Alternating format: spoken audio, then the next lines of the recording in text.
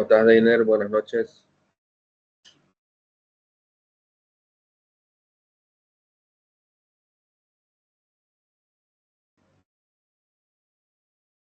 Ok, bueno, vamos a iniciar con la clase del día de hoy. Bueno, en la anterior clase habíamos empezado a describir el modelo de dinámica de sistemas, que es una alternativa al proporcionamiento convencional conforme al método del volumen absoluto ACI-211, y es un método método de dinámica de sistemas, es un método que nos orienta más hacia un pensamiento sistémico. Entonces voy a compartir mi pantalla.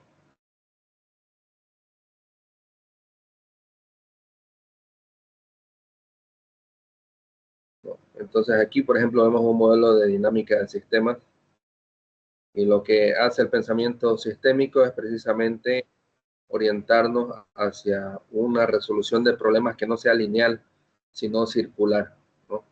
Muchas veces tenemos un problema, por ejemplo, baja resistencia o baja durabilidad, y procuramos una solución lineal, es decir, aumentar cemento, o una solución de otro tipo, ¿no?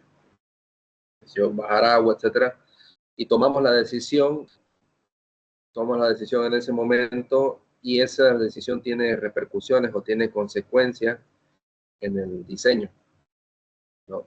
O en el desempeño final del producto. Entonces, lo que busca el pensamiento sistémico es precisamente considerar todas las interacciones entre las distintas variables, considerar todas las interacciones para resolver los problemas, considerando las consecuencias de las decisiones, ¿no? Y de esa manera llegar a un equilibrio, ¿no? Aquí, por ejemplo, vemos el mismo modelo de dinámica de sistemas, pero en Microsoft Excel, ¿no? Entonces, fíjate la cantidad de variables que hay en cada columna. Cada columna representa una variable del modelo de dinámica de sistemas, y todas estas variables van a interactuar. Y es muy complicado que en solamente un método como el ACI-211, que es el que habíamos demostrado también la anterior clase, ¿no? Este método de acá, es complicado que en un método de proporcionamiento, esta es la última versión, se consideren todos los factores que puedan afectar al diseño y proporcionamiento de mezclas, ¿no? Entonces es complicado, por ejemplo, el aspecto del contenido de aire, ¿no? El contenido de aire, cómo está afectado por el mezclado, o por los aditivos incorporadores de aire, y cómo afecta esta incorporación de aire en la resistencia del hormigón, ¿no? Y también otro aspecto que es complicado poder incorporarlo dentro del método de proporción, ¿no? Cómo afecta la temperatura a la caída del slam, por ejemplo, ¿no? Cómo afecta la incorporación de aire al incremento de asentamiento, cómo afecta la distancia de la obra, etcétera. Entonces hay muchos aspectos que es complejo poder considerarlo en un método de proporcionamiento como el que vemos acá, que es el ACI-211, ¿no? Entonces, lo que hace precisamente este modelo de dinámica de sistemas es considerar la complejidad de todas esas variables, y en un inicio, cada una de estas iteraciones representa un bastón de prueba, una mezcla de prueba, y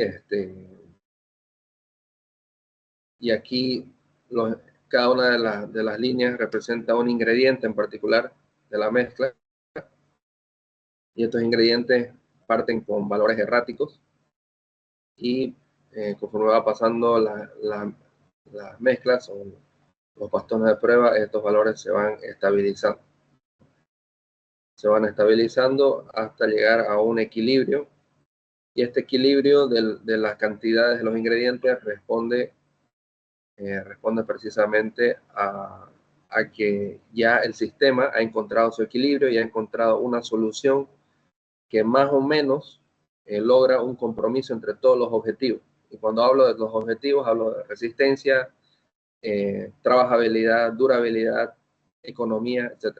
¿no? Entonces, diferentes objetivos que se trazan para esta mezcla y que si bien no se cumplen al 100%, pero entre todos ellos logran un equilibrio o un compromiso entre todos los objetivos, y eso es lo que se refleja en estas asíntotas o en estos valores ya estables de las cantidades de los ingredientes. Entonces, esto considera, como hemos dicho, muchas variables que es difícil poder incluir en un método de proporcionamiento, digamos, de paso por paso, y por lo tanto, este punto final, que es la iteración 25, que es el último bastón de prueba simulado, viene a ser el punto de partida ideal para hacer las mezclas de prueba, ¿no? Entonces, eso es la ventaja que tiene el modelo de dinámica de sistema. Vamos a ver si hay, creo que estaba unos mensajes por ahí. Julio César se va a conectar después. Okay. Bien. Entonces,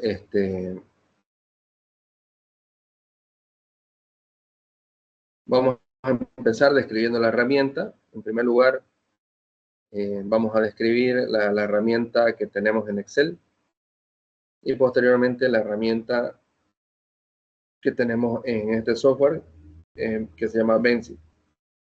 La diferencia fundamental entre ambos modelos es que en Excel, lastimosamente, tenemos el problema de las referencias circulares y por ese motivo hay estas columnas en amarillo donde tengo que hacer un cálculo con todos los decimales de algunas variables porque no puedo hacer referencia circular en Excel. En cambio, en Benzin sí es posible que una variable se llame a sí misma, básicamente, ¿no? Hay esa facilidad y, y eso me permite también hacer muchas iteraciones, ¿no? En el caso del modelo de Benzin tenemos hasta 100 iteraciones que son como 100 bastones de prueba. Y en el caso de Excel solamente hemos hecho 25 iteraciones debido a la dificultad, ¿no es cierto?, de poder arrastrar estos valores en amarillo, que hay que calcularlos caso por caso, ¿no? Pero igual se puede hacer en ambas herramientas. Entonces voy a proceder a explicar en primer lugar el fundamento del modelo, o lo que se llamaría el Book of Knowledge, o el cuerpo de conocimiento, que está en base a aproximadamente un siglo de experimentación de la ACI y la PCA. La PCA es la Portland Cement Association o la Asociación Americana de Cemento Portland. Actualmente se llama la ACA. Y en este libro, precisamente, en este capítulo, o en todo este libro, hay una cantidad de relaciones y reglas que gobiernan las relaciones entre las cantidades de materiales y las propiedades del material, ¿no? Entonces, y es el fruto de experimentación de muchos años y muchas de ellas se han plasmado aquí en esta lista, en este modelo, para poder calibrar nuestro modelo de simulación, ¿no? Entonces, en primer lugar, podemos mencionar una regla que es fundamental, que el aditivo reductor de agua reduce el agua de amasado. Eso lo sabemos bien. Sabemos que no reduce el agua de amasado por arte de magia, sino que lo hace porque necesita menos agua para poder fluir, ¿no es cierto? Ya sabemos cómo actúa el mecanismo, etcétera, ¿no? Se separan las partículas de cemento eléctricamente, y permiten el paso del agua, ¿no? Y a esta regla tenemos que asignarle un valor numérico. Por ejemplo, en función del reductor que estemos usando, usar un 5.3% de reducción, digamos, o el porcentaje que corresponda. Y esto lo va a considerar nuestro modelo. Otra regla puede ser una reducción de agua de amasado, reduce el volumen. Es lógico, ¿no? Todo lo que hemos aprendido en estas clases por el método del volumen absoluto, que cuando se desplaza un material, en este caso el agua de amasado, naturalmente se desplazan los demás ingredientes para ocupar ese vacío, ¿no? Entonces, como dice acá, eso va a estar en función de las constantes físicas. Entonces, es interesante cómo el modelo va haciendo un bookkeeping, como se hizo una cuenta de libro, y va restando al 1 metro cúbico, va restando el volumen de todo lo demás, para tener siempre para validar siempre que todos los materiales ocupen 1 metro cúbico, ¿no? Otra regla es que la eficiencia del cemento cambia con el tamaño máximo, lo hemos aprendido, ¿verdad? ¿Se acuerdan de las curvas? ¿No es cierto? Las curvas de eficiencia del cemento, donde nos decía que cuando usábamos cierto tamaño máximo de agregado, el rendimiento de cada kilo de cemento era mayor en resistencia. De eso se trata, precisamente de la figura 7 del paper que les he compartido en alguna de las primeras clases. También la eficiencia del cemento influye en la resistencia, por supuesto, ¿no? Que va a ser el producto de la eficiencia por la cantidad de cemento, ¿no? Entonces, cada kilo de cemento me va a generar tanta eficiencia y eso se multiplica y me genera una resistencia de toda la mezcla. La relación agua-cemento debe variar en un intervalo. Hemos aprendido, ¿no es cierto?, a generar el modelo predictivo que relaciona la resistencia con la relación agua-cemento, y esa relación agua-cemento hemos dicho que tiene infinitas soluciones, ¿no es cierto? No sé si puedo hacer un dibujo para que se entienda. Bueno, pero a ver, lo voy a abrir acá, la curva que tenemos acá, ¿no es cierto? Entonces hemos dicho que para una resistencia en particular, por ejemplo, 310, tenemos una familia de soluciones para la relación agua-cemento, ¿no es cierto? Porque 310 para este modelo predictivo va barriendo desde este valor, que es más o menos 0.36, hasta este otro valor que es aproximadamente 0.41. Entonces tenemos toda esa gama de relación agua-cemento para cumplir con esa resistencia, ¿no es cierto?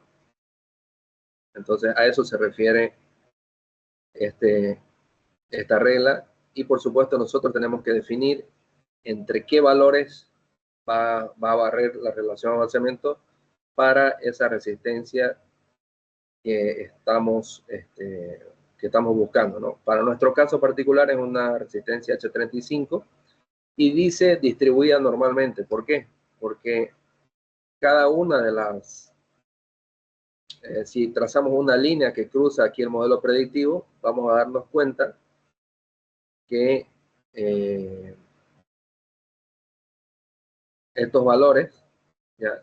Estos valores de la familia de relación agua-cemento, que van desde este punto hasta este punto, se podrían graficar como una campana de Gauss, donde la mayor frecuencia está en torno a los valores medios, es decir, la mayor parte de las veces, las mezclas que producen 310 kilos centímetros cuadrados de resistencia media están en torno a una relación agua-cemento de 0.38, en la mayor parte de las veces. Imaginemos una campana de Gauss, ¿no? Y en la menor parte de las veces están las relaciones agua-cemento de 0.41 y 0.35, ¿no? Entonces, a eso se refiere con distribuida normalmente. Luego, otra regla puede ser que la relación agua-cemento influye en la resistencia, ¿no es cierto? Por supuesto, es una regla de las más básicas, aquí la vemos. Menor relación agua-cemento, mayor resistencia, ¿no? Otra dice, una reducción de agua de amasado reduce el contenido de cemento, ¿no? Lógicamente, ¿no? Porque, ¿qué hemos dicho? Siempre que trabajamos con una relación agua-cemento, en este eje de acá, podemos hacer dos cosas, ¿no es cierto? Para mantener la misma relación agua-cemento, tenemos que tenemos que trabajar proporcionalmente con el agua y con el cemento. Y si baja la cantidad de agua, naturalmente puede bajar la cantidad de cemento y seguimos manteniendo la misma relación agua-cemento, ¿no? Es por eso que si reducimos el agua de amasado, también se reduce el contenido de cemento para mantener una misma relación agua-cemento.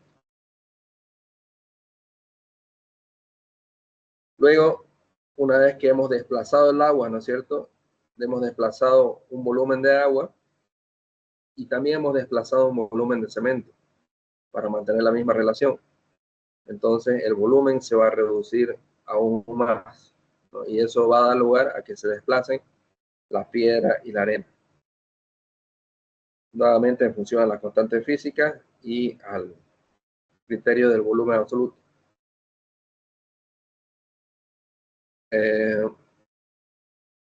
Entonces, hay dos soluciones. Hemos hablado en la anterior clase de algo que, por ejemplo, una solución un poco arbitraria que hemos visto en la anterior clase, que es considerar la cantidad de grava constante para trabajabilidad y solamente hacer variar la cantidad de arena, ¿no?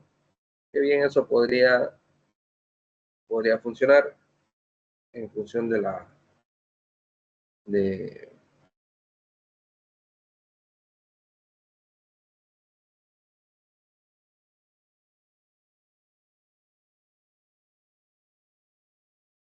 hemos dicho que el volumen de arena, de grava, tal, ¿cierto?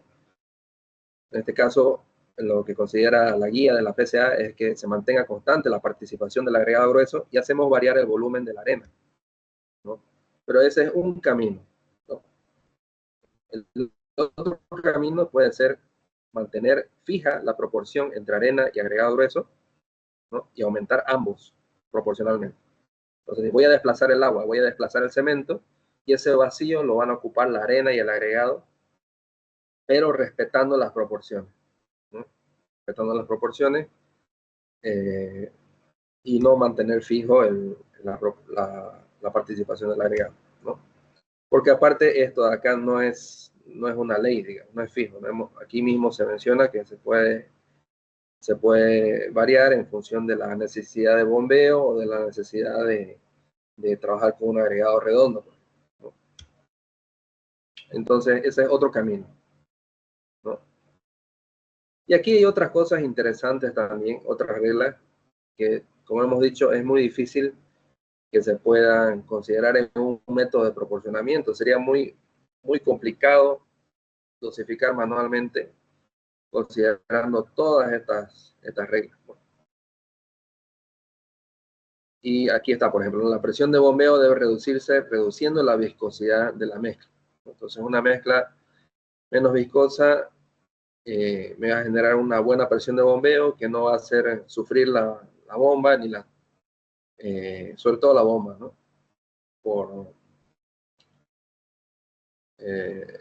Y sobre todo cuando se va a bombear a grandes alturas, ¿no?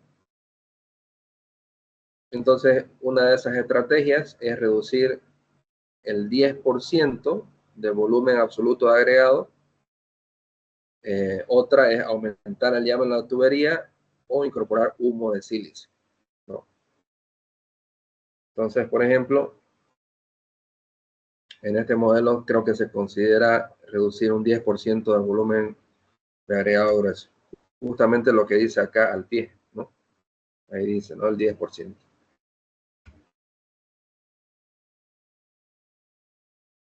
Otro aspecto importante para bombeo es tener un tenor mínimo de argamasa para tener un bombeo suave sin sobresalto. Y para ello nuestra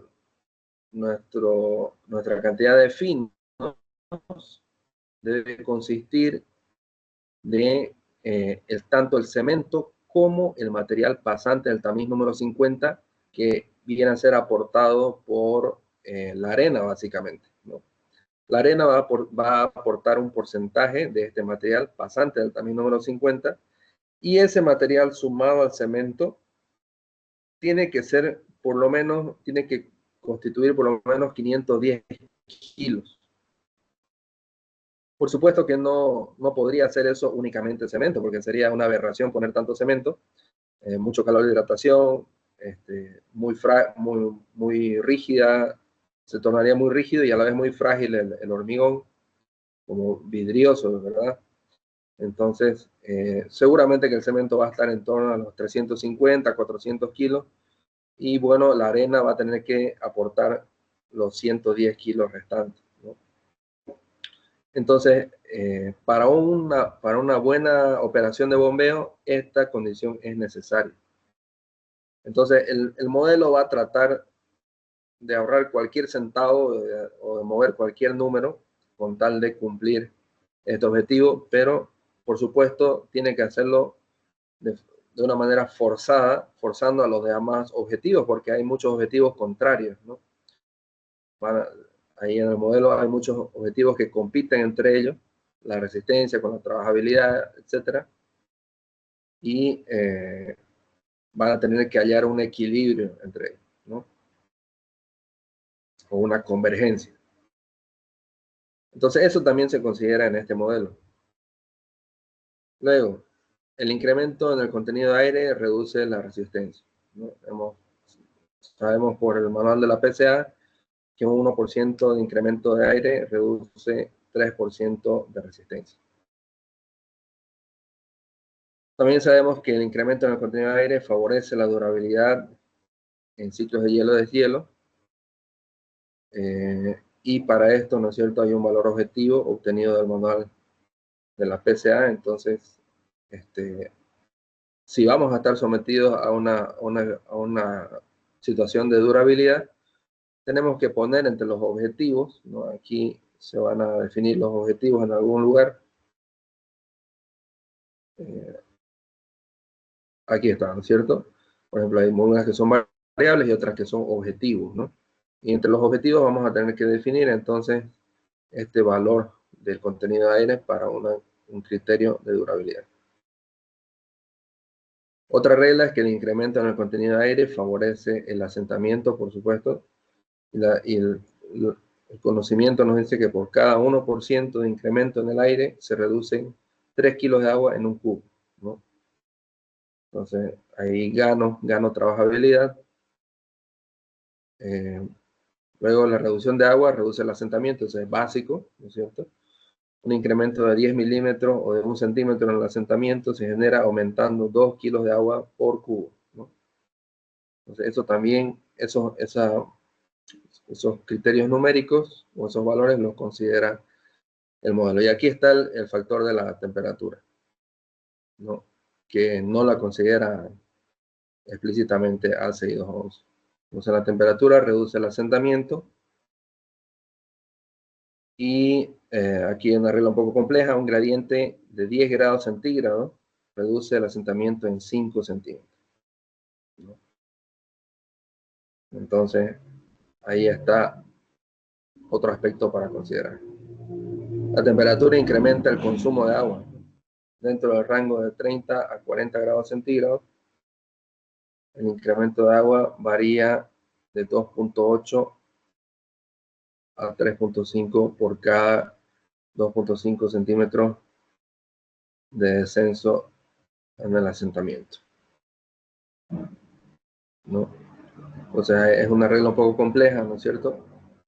Dentro del rango de 30 a 40 grados centígrados, el incremento de agua varía de 2.8 a 3.5% por cada 2.5 centímetros de descenso en el asentamiento, y es una relación exponencial. Entonces, aquí, solamente en esto, tenemos un modelo, una función exponencial, que la podemos incorporar en el modelo, por supuesto. A mayor distancia de la obra se incrementa el consumo de agua y se reduce el asentamiento a igual temperatura. ¿no? Entonces eso lo hemos visto, ¿no es cierto?, en la tabla de la ACI 305, esa tabla donde se veía la dosis de retardador, ¿verdad?, por cada hora de distancia y por cada temperatura del concreto. Entonces aquí tenemos una regla sencilla, ¿no es cierto? Distancia equivale a tiempo. A 30 grados centígrados, por cada 45 minutos de viaje, el asentamiento baja 5 centímetros. Entonces ahí está expresado en números, ¿no? Entonces eso también lo incorpora al modelo. Luego las adiciones, ¿no es cierto? En la anterior clase hemos hablado ampliamente de cómo dosificar con varias adiciones.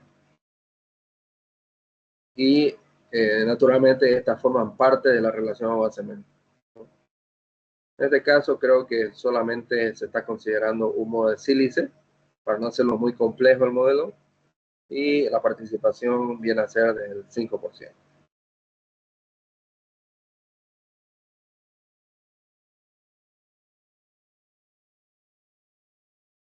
¿Ya? Pero el humo de sílice incrementa el consumo de agua.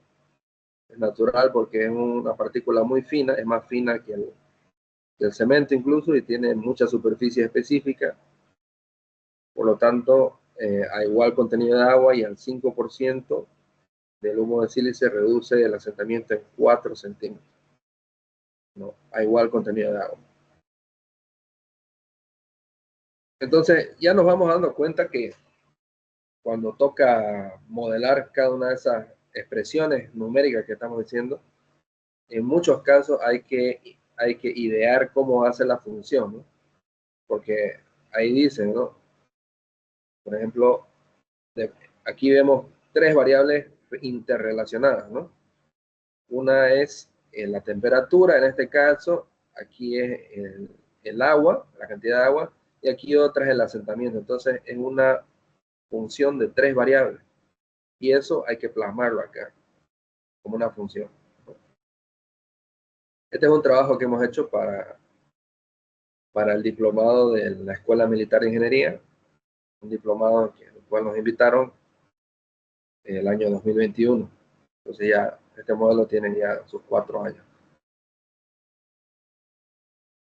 Eh, otra variable, un exceso de pasta y agua genera potencial de retracción y cambio de volumen, naturalmente. Y por ejemplo, esta está en contraposición a el tenor de argamasa mínimo, ¿no es cierto? Aquí nos está exigiendo un tenor de argamasa para bombear, pero aquí nos dice que un exceso de pasta también me genera problemas de retracción. Entonces, cuando vaya el modelo a buscar cada uno de los objetivos, va a tener que hacer pelear a cada uno y lograr un equilibrio. Entonces, a falta de referencias, ¿no es cierto?, de saber cuánta pasta de cemento genera problemas de retracción, adoptamos un límite máximo de 510 kilos de argamasa.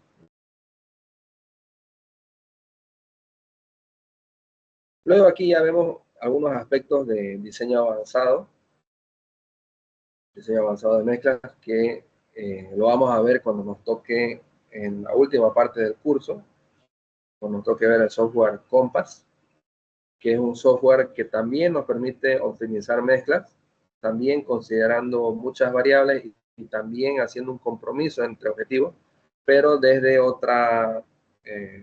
con otro método, no usando directamente dinámica de sistema. Este software se vale de herramientas de diseño avanzado como el gráfico de la araña, gráfico de potencia 0.45 y este gráfico del factor de trabajabilidad de Shieldstone, que lo hemos mostrado en alguna clase, ¿no?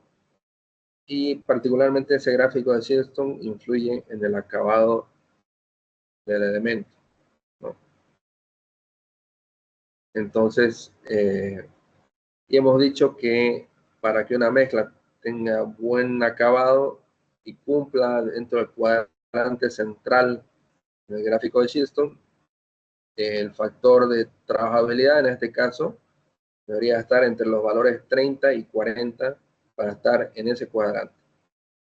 Y a su vez el factor de grosor del mismo gráfico debería estar entre 50 y 70 para estar dentro del cuadrante central. Entonces, eso nos va a ayudar a lograr una mezcla con buen acabado. Y finalmente, una regla que se ha considerado es que el retardador reduce el efecto del tiempo de transporte en el asentamiento en función a la dosis, ¿no? Por supuesto, el retardador reduce el impacto en un 10% por cada 0.01% de incremento en la dosis. Es como si estuviéramos transportando menos tiempo. Entonces, bueno, se ha tratado de cubrir la mayor parte de los factores que influyen, ¿no es cierto?, en una mezcla.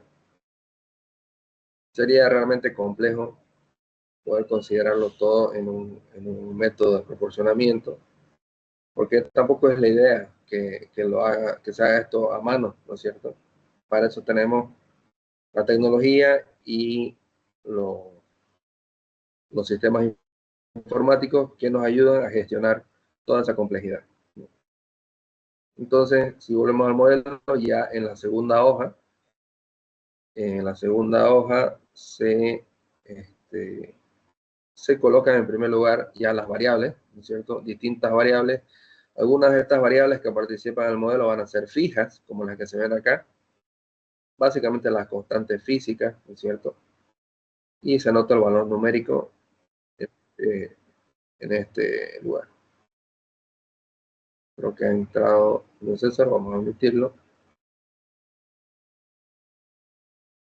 Ahí está. Buenas noches, Julio César. Bienvenido.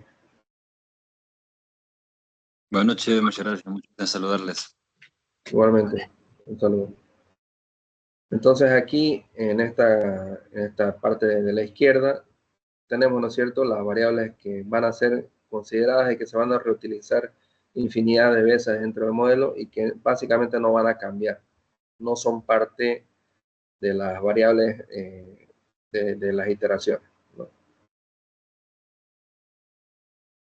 Y por supuesto, esto ustedes lo tienen ahí en su drive, así que lo pueden analizar con detenimiento. Si nos ponemos a explicar cada una de las ecuaciones, nos tomaría un montón de tiempo, pero básicamente aquí se ven ya lo que son las variables, ya, y obviamente se denominan variables porque precisamente varían de iteración a iteración, ¿no? Van a ir variando. Tenemos las variables, ahí se puede ver el agregado grueso, ¿no es cierto? Muy básicamente variables que son de primera importancia, que es lo que nos interesa básicamente, que es la cantidad de los ingredientes, ¿no? Cemento, agregado grueso, agregado fino, agua, etc. Y tenemos también, bueno, otras variables que no están graficadas en el gráfico de comportamiento sobre el tiempo. Behavior over time chart, un gráfico de comportamiento en el tiempo, y solamente están graficadas las variables que nos interesan, ¿no? Y están en kilogramos, ¿no? Ya, entonces, esas son las variables que están acá. Y si podemos ir viendo, ¿no es cierto? Fíjense, por ejemplo, de cuántas cosas depende el ingrediente cemento. Depende de esta variable, y cada variable tiene su propia ecuación en función de las reglas que hemos estudiado, ¿no? El agregado grueso, por ejemplo, ¿no? El agregado grueso depende de la columna P, de la columna B. Algunas son esas variables constantes físicas que tenemos acá, ¿no es cierto?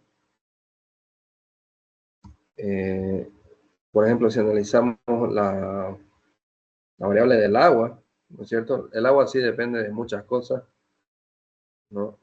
Muchas variables.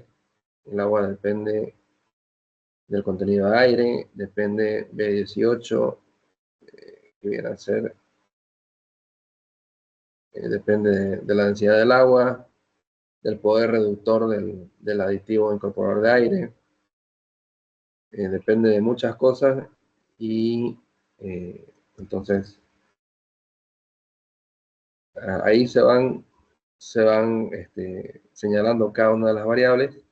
Y aquí también se van señalando cuáles son los objetivos, ¿no? Si bien los objetivos no se grafican en el gráfico de la derecha, pero son importantes, ¿no? Porque, por ejemplo, el objetivo de acá es el asentamiento objetivo en planta. Y aquí hay un aspecto importantísimo que no lo considera directamente el método de proporcionamiento que hemos estudiado. Porque hemos hablado del asentamiento en varios estadios, ¿no? En varios momentos del tiempo, en varias ventanas del tiempo. Si hacemos un zoom acá, vamos a ver si podemos hacer, ¿no es cierto? Entonces, aquí partimos con un slam en planta, ¿no? Un asentamiento en planta, y luego vamos a llegar después del viaje, ¿no es cierto?, a un slam en el sitio de obra.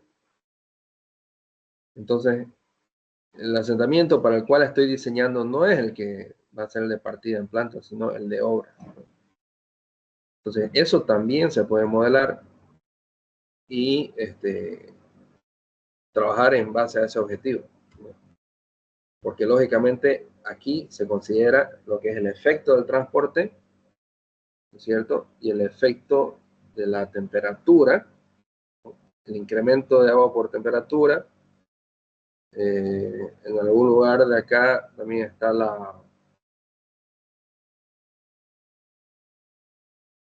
bueno, el incremento de agua por temperatura afecta en el factor de corrección del agua.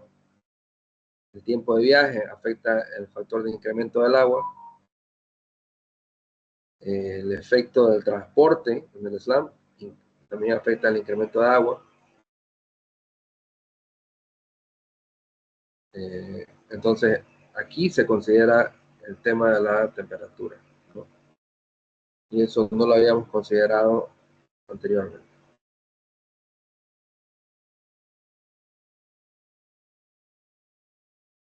Entonces, ahí se torna bastante complejo.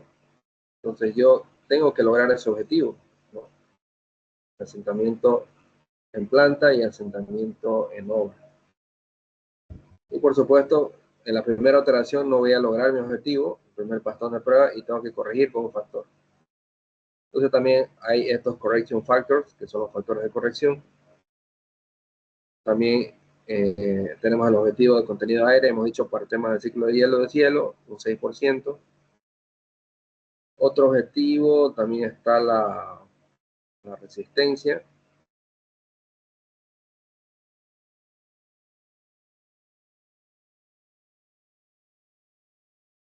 Por ahí debe estar.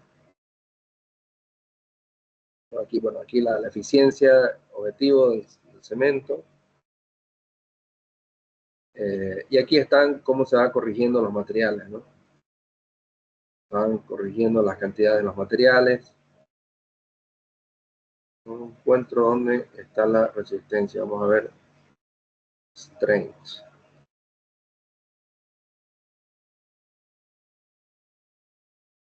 Aquí está, ¿no? Entonces este es el target strength, ¿no? Y aquí está el strength difference, ¿no? Que es la diferencia entre este y el valor M. Que está por acá, ¿no? Entonces fíjense cómo la resistencia para poder acomodar los demás objetivos va variando, ¿no es cierto? Va variando en torno a estos valores hasta que se estabiliza en torno a 30.53. Al final la resistencia, digamos que no llega exactamente a los 35, pero cumple también hace un compromiso entre los demás objetivos. Ahora, por supuesto que acá estamos hablando de resistencia media, perdón, resistencia especificada en este caso. Y miren cuántas variables intervienen en el caso de la resistencia. Es mucho, y todo está relacionado a las demás variables, ¿no? Todo está acompañado a las demás variables. En realidad, yo para poder hacer este modelo en Excel, para poder hacerlo fácil, primero tengo que hacer el modelo en Vensim, o hacer el flujo de dinámica del sistema, y luego, guiándome con la flecha, recién coloco todas las variables acá y voy formulando las relaciones en función de las flechas, ¿no? Por ejemplo, si miramos aquí la resistencia, tenemos exactamente la misma ecuación, y lo bonito de Vensim es que se ven las variables, ¿no? No se ven las celdas con referencia fea de la misma celda, ¿no? Que no se entiende nada, como una caja negra, ¿no? Pero aquí se ve todo, ¿no? Está en función de la relación agua-cemento, en función del contenido de aire, está en función del contenido de aire sin incorporador de aire, sin aditivo incorporador de aire, o sea, el contenido de aire inicial, ¿no es cierto? El efecto del incorporador de aire, la relación agua-cemento, entonces un montón de variables, y también tiene un valor inicial, ¿no? Entonces todo esto ha sido pensado en función de las reglas que están aquí listadas, enumeradas, ¿no? Entonces ya cuando se tienen todas esas reglas y todas las ecuaciones, lo único que se hace es seleccionar toda la primera fila y con este puntito arrastrar hacia abajo, ¿no? Hacia abajo, y con eso se actualiza y hacemos tantas iteraciones conforme sea necesario para lograr este estado de equilibrio o asíntota en todos los ingredientes. Entonces lo mismo se ha modelado aquí en Vensim. Exactamente la misma situación. Y aquí en Vensim podemos darle play. Sobreescribimos la anterior simulación. Y aquí podemos hacer algunos gráficos, por ejemplo, la resistencia. Un gráfico que es interesante es aquí el hormigón. Este es un stock. Todo lo que es en cuadrado, representado en cuadrados, se refiere a un stock. Es decir, como una cantidad, básicamente, ¿no? Como una cantidad que va aumentándose. Y aquí vemos como siempre esto es un control importantísimo, porque vemos cómo el hormigón en este caso va manteniendo, es constante, ¿no? Siempre respeta el 1 metro cúbico. Y ese es un control importante. Luego podemos ver y ahí podemos ver muchas variables, ¿no? Por ejemplo, podemos ver cómo ha sido el flujo, la cantidad de arena, el flujo del aire, el flujo del agregado grueso, cómo ha ido variando. Entonces podemos ver el flujo de cemento, y esto está en función del volumen absoluto, ¿no? Todo lo que se muestra acá está en función del volumen absoluto, ¿no? Aquí qué volumen ocupa el agua, por ejemplo, hasta el valor en el cual se estabiliza. Entonces, eso básicamente es lo que nos muestra la herramienta, y nos permite definir las cantidades ideales de materiales para un punto de partida, ¿no? Entonces, son muchas las variables que intervienen, ¿no? Ahí podemos ver cómo cada ingrediente alimenta, ¿no es cierto?, el cubo de hormigón que está aquí al centro, ¿no? Aquí hay unas llaves, parecen unas llaves de paso donde cada ingrediente aporta, ¿no? Y ahí se puede ver un montón de variables que, eh, que influyen. En el caso del agua, por ejemplo, ¿no?, las constantes físicas y algunos algunas variables que son como comodines, que están presentes también en la herramienta de dosificación inversa, que tiene naturalmente este sufijo 2, ¿no? Donde son variables auxiliares, básicamente.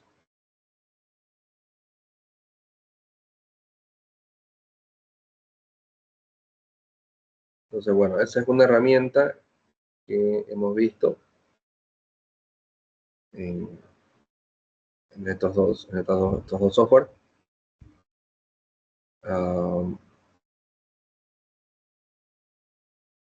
Entonces ahí tienen una alternativa cuando necesiten considerar una cantidad de variables importantes y complejas, ¿no?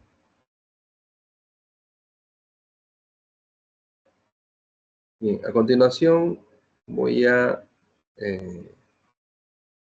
hacer un resumen de los métodos que hemos ido desarrollando.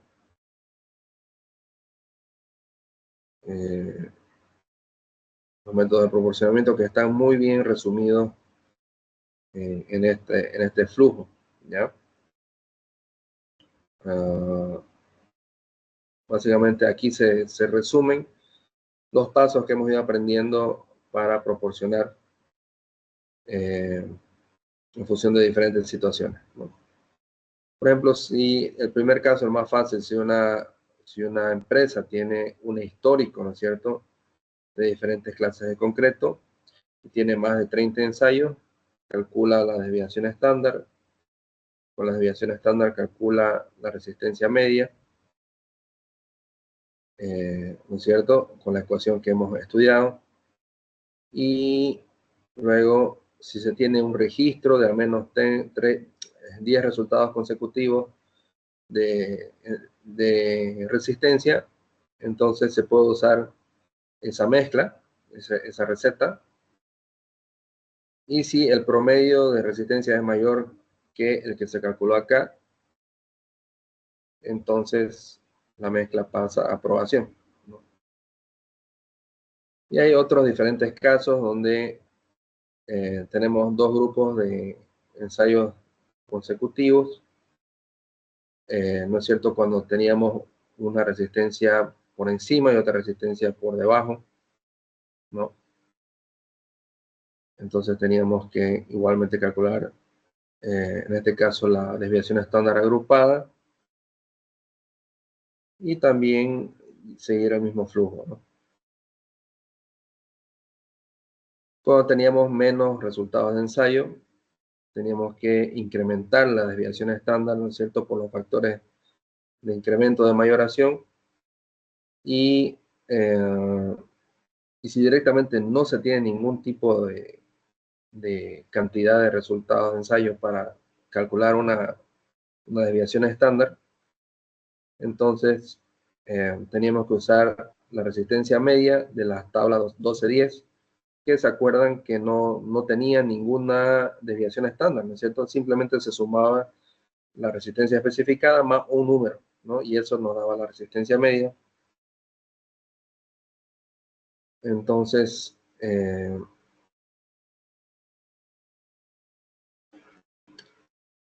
entonces, si teníamos eso, se calculaba, se hacía un récord. Bueno, si teníamos un récord de 10 ensayos, ¿no es cierto?, o de 10 resultados, entonces comparábamos, y si esa mezcla representaba lo que estamos buscando, comparábamos al final la media de esos resultados contra el cálculo de la resistencia media y proseguíamos, ¿no? O en algún caso, cuando no hay directamente ni siquiera estos resultados, estos 10 resultados consecutivos, directamente había que hacer una mezcla de pruebas, ¿no es cierto?, con 3 diferentes relaciones agua-cemento y dibujar el modelo predictivo que hemos aprendido a hacer, ¿no es cierto? Este enunciado de acá, que nos dice graficar la resistencia media versus las proporciones e interpolar para la resistencia media requerida, ¿no? Entonces esto lo hemos aprendido a hacer con transformación de logaritmo y finalmente se somete para aprobación. Entonces ahí tenemos los... aquí también hay otra, ¿no? Por ejemplo, cuando los resultados representan una mezcla, y si no representan una mezcla o representan dos o más mezclas, ¿no? Entonces tenemos que graficar e interpolar, ¿no es cierto?, entre la mezcla superior y la mezcla inferior, y de esa manera encontrar la receta o la relación o cemento que es correcta.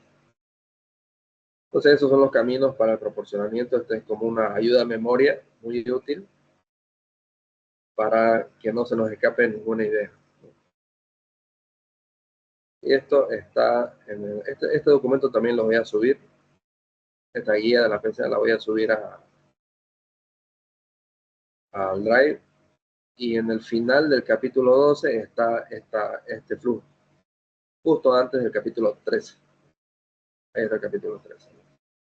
Entonces ahí está ese flujo que es bastante útil. Lo pueden imprimir, lo pueden pegar en su oficina para no olvidarse.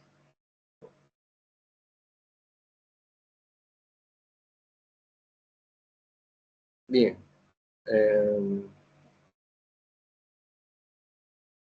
Ahora vamos a retomar nuestras láminas. Voy a volver a presentar mis diapositivas y vamos a hablar de otro tema que son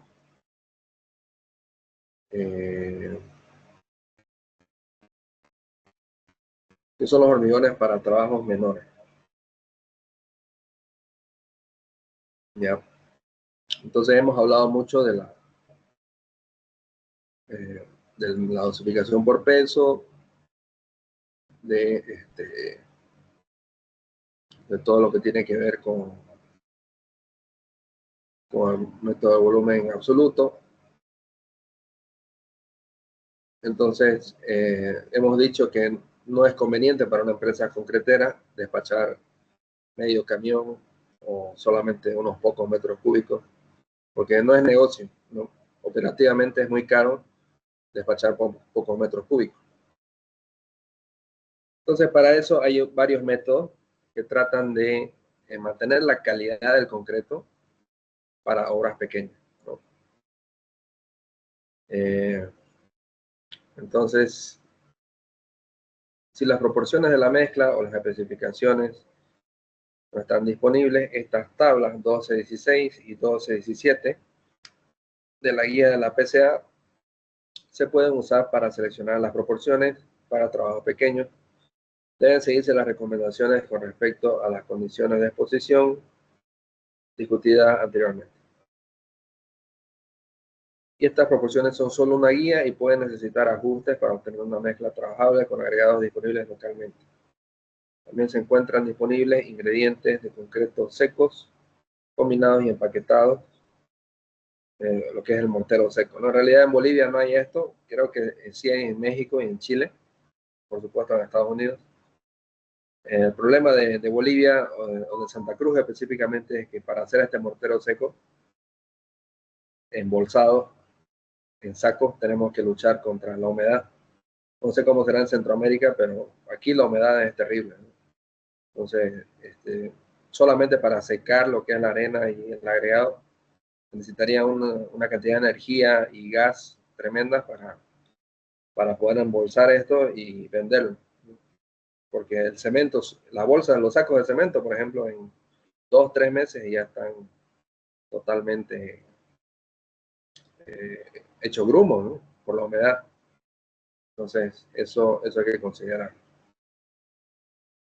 Aguárdenme un segundo, voy a revisar unos apuntes.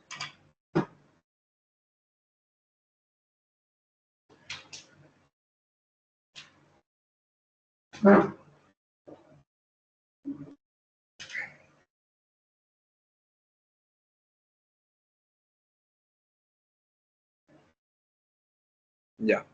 Entonces, ¿sí? Vamos a ir entonces directamente al método de la PCA. que es el método que nos sirve para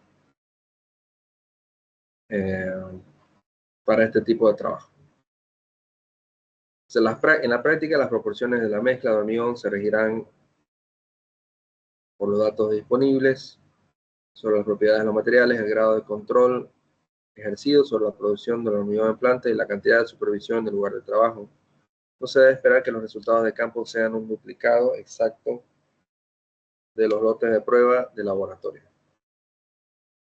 Eso es complicado, hemos dicho, por el tema del hormigón en masa. El hormigón en masa calienta mucho más. Entonces, siempre es mejor hacer una prueba piloto. El diseño de la mezcla y los procedimientos de dosificación presentados aquí, resumidos en la figura 12.11, son aplicables al concreto de peso normal.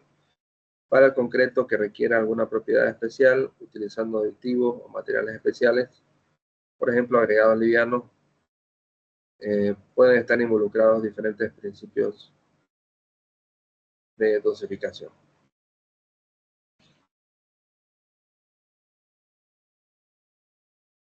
¿Ya? Y en la siguiente clase, que va a ser la última clase, el día miércoles, vamos a ver dos cosas. Vamos a ver lo que es dosificación de hormigón rodillo compactado. Y también vamos a ver esta herramienta, Compass, donde podemos ver este método de optimización que no usa dinámica de sistemas, pero que sí también considera un gran número de variables, o sea, un sistema complejo, y nos permite optimizar y lograr un compromiso entre varios objetivos. De todas maneras, hay que tener siempre cuidado al usar modelos de computadora, ya que los materiales disponibles pueden no comportarse exactamente como lo modela el programa. Por lo tanto, el procesamiento por lotes de prueba y la verificación de campo siguen siendo el mejor método para determinar el rendimiento de una mezcla de concreto. Entonces hay que hacer patrones de prueba.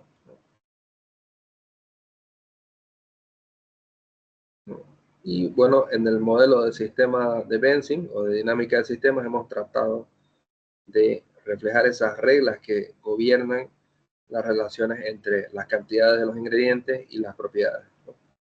Entonces, a mi criterio, eso es más confiable que incluso la herramienta Compass, ¿no? Porque aquí realmente están ensambladas todas esas reglas en un modelo que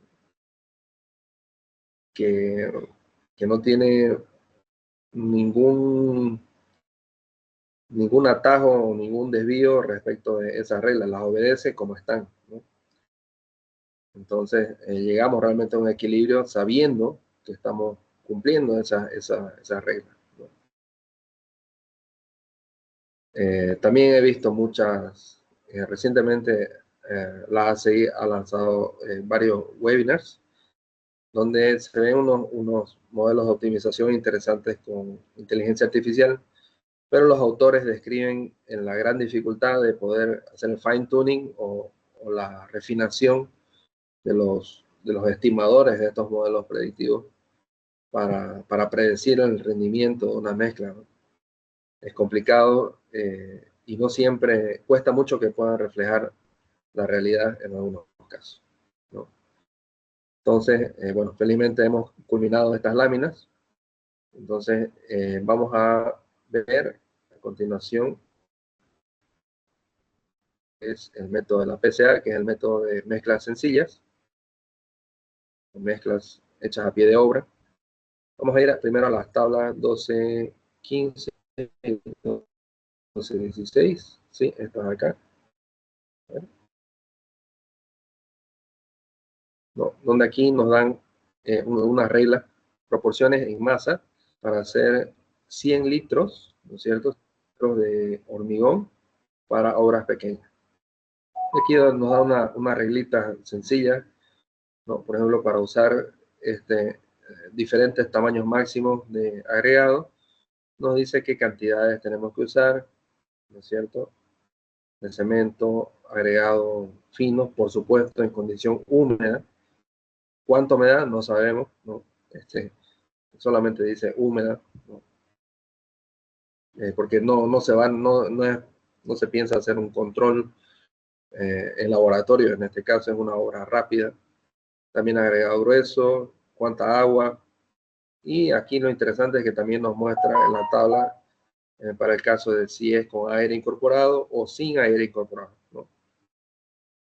Y esta tabla de abajo es la misma, solamente que está en unidades inglesas. A nosotros nos interesa las unidades del sistema internacional, ¿no? Aquí también nos hacen una aclaración que si se va a usar piedra de cara fracturada o agregado triturado, se tiene que, por supuesto, decrementar o reducir la cantidad de agregado grueso por 5 kilos y aumentar la cantidad de agregado fino otros 5 kilos. Entonces son reglas simples, aquí no hay constantes físicas, no hay control de humedad, no hay corrección por humedad, no hay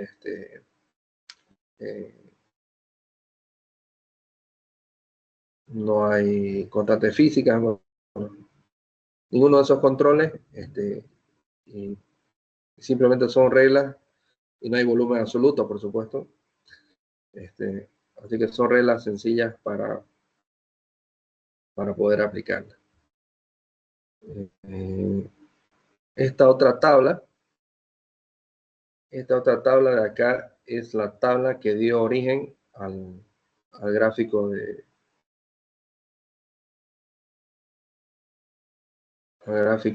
método de la PCA que vamos a ver abajo.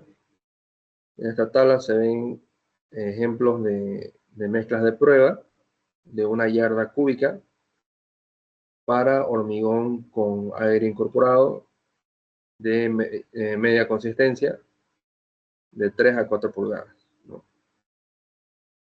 Aquí se pueden ver ¿no? La relación agua-cemento. Se puede ver el tamaño máximo del agregado, el porcentaje de aire que se ha medido en este caso, ¿no? o el porcentaje de aire objetivo, la cantidad de agua, la cantidad de cemento,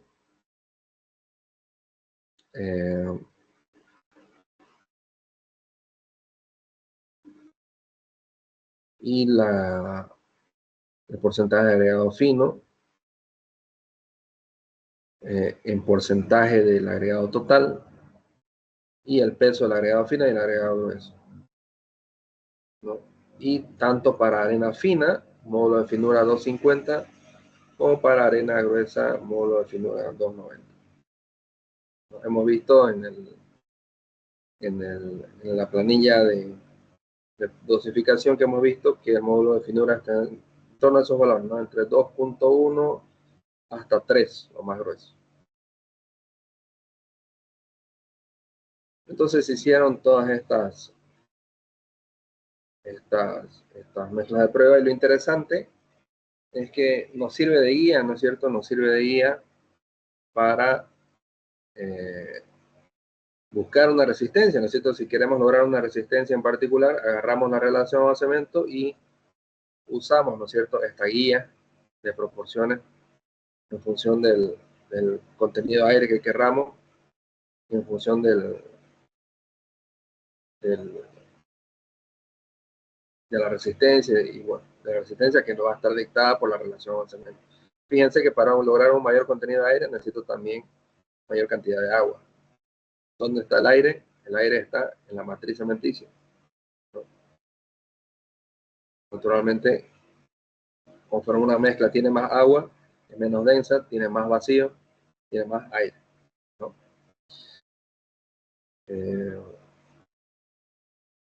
Y gráficamente está lo propio, ¿no? Entonces podemos producir una mezcla en obra donde elijamos, ¿no es cierto?, en primer lugar, como nos dice el flujo acá, ¿no? ¿Qué relación de cemento voy a usar? Relación de cemento, voy a usar esta de acá, por ejemplo. Entonces, ahí me dice cuánto de cemento tengo que usar. No me dice tanto en unidades del sistema internacional como en unidades inglesas. Cuánta agua voy a utilizar, ¿no es cierto? En función de esa agua voy a saber cuánto es el asentamiento que estoy buscando, o directamente puedo chocar aquí o puedo chocar acá en función de lo que yo quiera, o perdón, en función del tamaño máximo del agregado, puedo chocar acá o puedo chocar acá, y eso me va a decir cuánto va a ser el asentamiento, ¿no es cierto? Y cuánto va a ser el contenido de agua también. Bueno, el contenido de agua que ya lo teníamos acá. Entonces, básicamente toda esa tabla se refleja en este gráfico. Y ahora, ¿cómo es que se realiza o se ejecuta cada una de estas mezclas? ¿Cómo se podría tener un registro documental de estas mezclas sencillas, ¿no? Que el hecho de ser mezclas sencillas no necesariamente tienen que estar fuera de un registro o escritas en cualquier papel, ¿no? Existe un formato para llevar la cuenta de estas mezclas, ¿ya? Que es el que se ve acá, ¿no? Esto está en libras, creo que hay uno en unidades métricas por acá, está acá. Entonces aquí, por ejemplo, ¿no? Podemos manejar este registro, que está muy bonito, ordenado, ¿ya?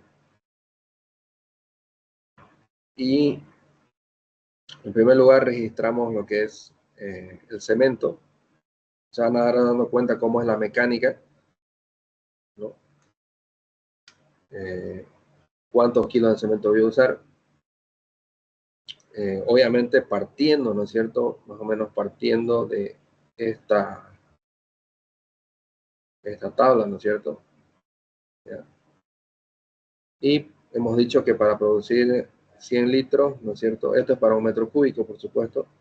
Para producir 100 litros, esto por 0,1, ¿no? Entonces ya sabemos cómo se hace eso.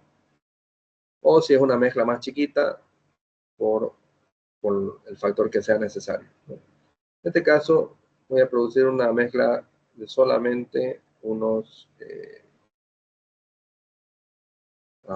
aquí está el rendimiento, yields, ¿dónde está el yields? Aquí está. El rendimiento de acá es de unos 30 litros, ¿ya? ¿Ya? Entonces es un pastón de prueba de solamente 30 litros, ¿ya? Entonces voy a usar, en este caso, 10 kilos, ¿ya? En realidad, 30 litros es muy poco para poder sacar ensayos y demás cosas, ¿no? Es como dicen, ¿no? Es para una obra pequeña, tal vez tengo que hacer una acera, o tal vez tengo que hacer una decoración con hormigón o un pequeño piso. Entonces, solo voy a necesitar esa cantidad, ¿no es cierto? Y es por eso que solo se anotan valores pequeños. En este caso, 10 kilos de cemento. Entonces voy anotando, ¿no? 10 kilos de cemento, la masa inicial, 4.5 litros de agua, 37.6 kilos de agregado fino, 44.1 kilos de agregado grueso y 10 ml de incorporador de aire, ¿ya? Luego, cuando ya ingresé todos los materiales en el tambor, en la mezcladora, voy anotando la masa final. En este caso, me sobró 0 de cemento, o sea, usé todo el cemento, usé toda el agua, pero ¿qué pasó con el agregado fino?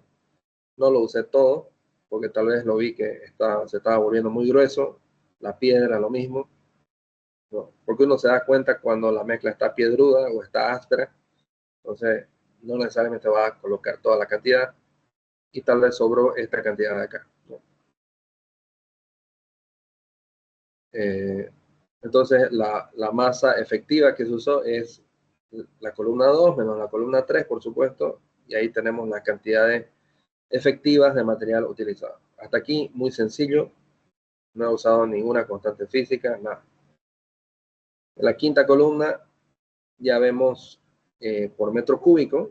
Entonces, el valor de C, que es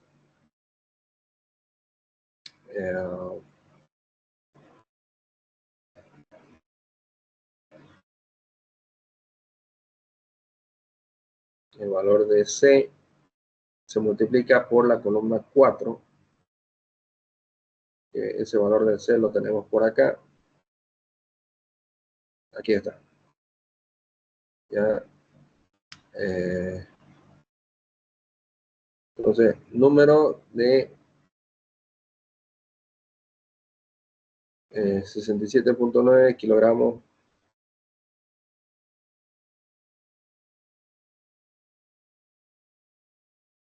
número de bachadas por metro cúbico de esta mezcla de prueba.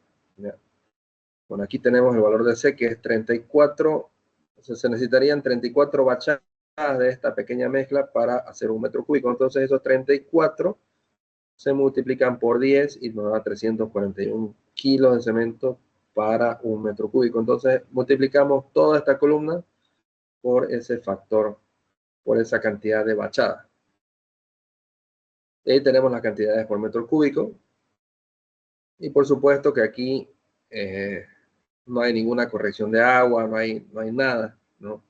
Entonces, lo que está acá realmente es el peso unitario del concreto, que es 2.303, ¿no?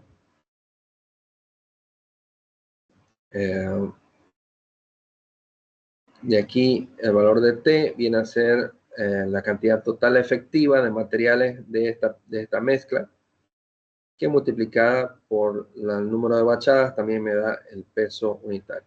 Pero ¿cómo obtengo ese valor de C? ¿No? Entonces voy viendo acá en la parte inferior las cosas que se van registrando, ¿no? Primero el SLAM, 4.5 centímetros, el contenido de aire, la apariencia, si es buena, si la trabajabilidad es buena, ¿no es cierto? Lo que hemos dicho, si no tiene un aspecto áspero o grueso. Luego registramos para hacer el peso unitario, que es básico, el ensayo de peso unitario, ACTMC 138, para medir el rendimiento y el volumen. Entonces anotamos el peso de este pequeño recipiente. Por supuesto, el peso del recipiente más el hormigón.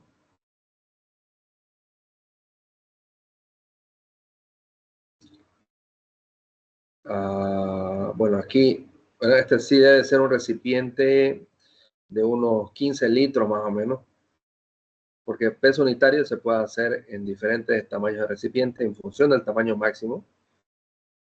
Aquí claramente se usa un recipiente grande para que sean 42 kilos. La masa del recipiente más la masa del concreto tiene que ser un recipiente de unos 15 litros más o menos. Y el recipiente pesa unos 8 kilos, el hormigón pesa 34.7. Ahí está, ¿no? Precisamente sin verlo ya sé de cuánto es el recipiente, ¿no? Es exactamente de 15 litros. 15 litros y dividimos la masa del hormigón entre los 15 litros y nos da el peso unitario del concreto, ¿no? ACTMC 138. Y luego dividimos la masa de los materiales que se usaron, 67.9, y lo dividimos entre el peso unitario del concreto y eso nos da el rendimiento, ¿no? 0.029 o 30 litros de hormigón.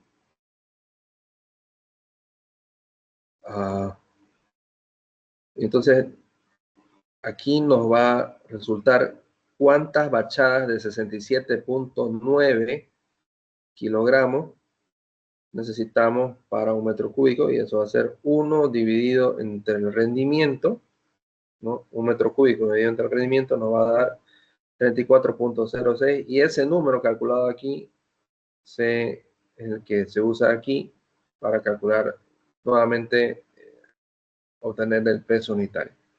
Entonces es una hoja bien completa. En ningún momento he usado humedad, corrección de humedad, constante física, volumen absoluto, no se ha usado nada de eso. Y ya luego de tener ese registro, puedo medir, ¿no es cierto?, lo que ha sido la trabajabilidad, el contenido de cemento, la densidad, contenido de aire, incluso la resistencia, puedo tener en una columna adicional acá, ¿no?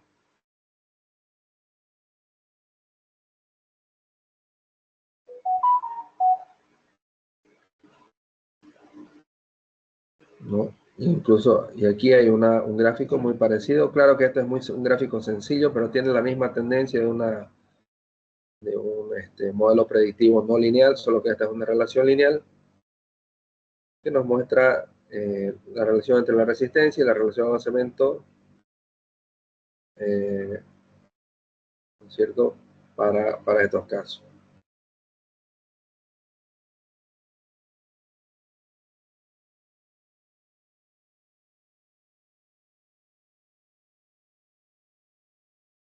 Entonces, ese básicamente es el método de la PCA. Tenemos el registro, tenemos los gráficos y podemos fácilmente poder ejecutar la mezcla para obras de poca importancia o obras menores. Y entonces vamos a quedar aquí en la clase de hoy. Y quisiera saber si tienen alguna consulta en la siguiente clase, que va a ser el día miércoles, que va a ser nuestra última clase. Vamos a avanzar lo que es el software Compass. Va a ser muy bonito poder verlo del software. Y también el método de dosificación de mezclas con rodillos compactados, ¿no?, que es el otro tema también que es interesante. Cuáles las características particulares de este tipo de mezclas, que son, a propósito, más secas y con un alto contenido de piedra, precisamente para lograr la densidad y la estabilidad necesaria en una represa, ¿no? La represa es un muro de agua que tiene que ser totalmente impermeable y denso para ser estable, ¿no? Entonces, vamos a ver la diferencia y el método de colocación de este hormigón también, que es interesante. Bien, no sé si tienen alguna duda, alguna consulta acerca de lo que hemos visto el día de hoy.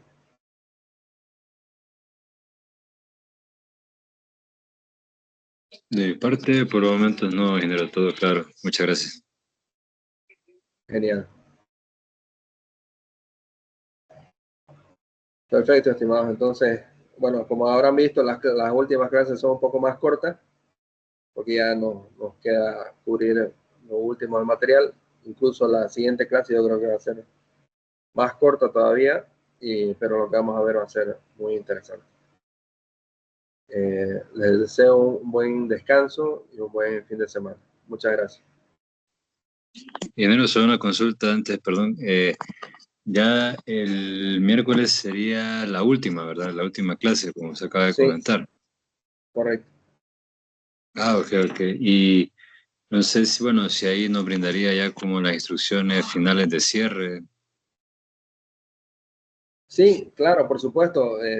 Hoy día voy a subir el manual de las PCA, que es bien extenso, y si tienen el tiempo, pueden leerlo cuando tengan tiempo, y ahí hay un montón toda la literatura, básicamente muchos libros de referencia. Eh, y bueno, básicamente los métodos de proporcionamiento los he aprendido bastante bien con todos los ejemplos que hemos dado. Y lo importante es la práctica, ¿no? En la práctica y con el ejercicio de dosificar se van a dar cuenta que no es complicado, ¿no? Lo que sí necesitan es utilizar bien los datos y, y tener muy presente el tema de las constantes físicas, más o menos aprenderse las constantes físicas aprenderse los métodos de ensayo para obtener las constantes físicas. Entonces, todo eso tienen que aprender, y por supuesto en la última clase vamos a, bueno, primero que en el método, en el software Compass, vamos a ver un resumen. Lo bueno del software Compass es que es gratuito, lo pueden descargar. Y segundo, que dentro del software hay como el manual de la PCA que hemos visto en PDF, está dentro del software. Hay un manual con todas las reglas y muchas de las relaciones que hemos visto a lo largo del curso, están dentro del software. Entonces es parte del software y es muy interesante. Y ahí pueden consultar en cualquier momento muchas de las cosas que hemos hablado en las clases.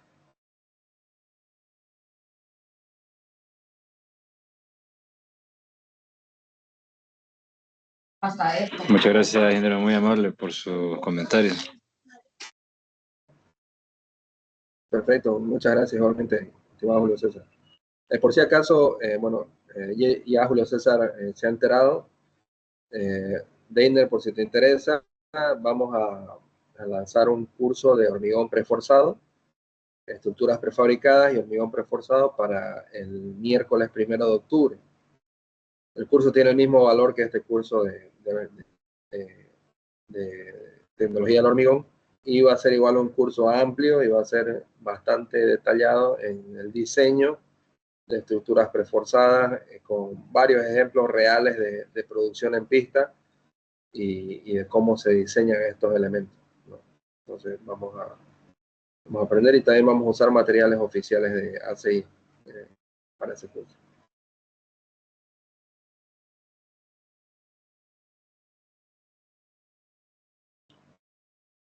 Perfecto. Bueno, muchas gracias entonces a ambos y que tengan un buen descanso. Feliz fin de semana. Gracias. Buenas noches, muchas gracias. Feliz fin de semana para ambos también. Bendiciones. Bendiciones. Gracias.